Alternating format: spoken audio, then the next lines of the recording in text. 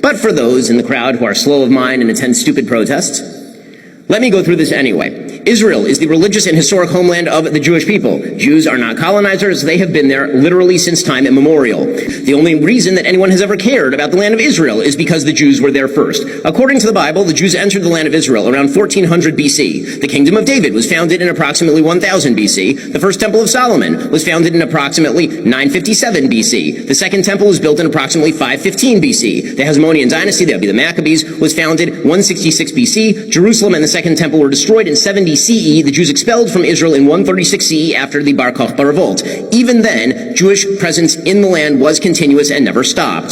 The only reason that anyone even has heard of this piece of land called Palestine is because the Romans decided to spit in the eye of the Jews by calling the land after the Jews' historic biblical enemy, the Philistines.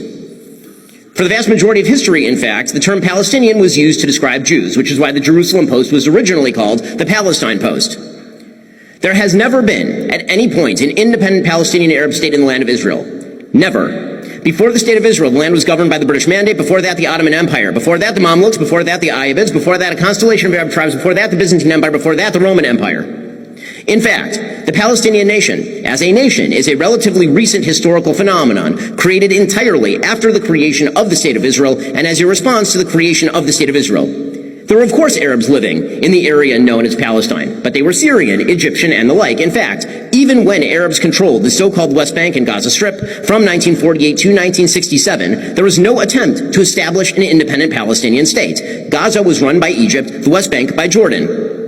It was, by the way, during that time, in 1964, that the Palestine Liberation Organization, which would later be known as the Palestinian Authority, was established in order to liberate Palestine. Now, you may be asking yourself, why would you establish an organization to liberate Palestine when Palestine was already under the control of Jordan and Egypt? And the answer is, what they were seeking to liberate was not, in fact, the West Bank and Gaza Strip.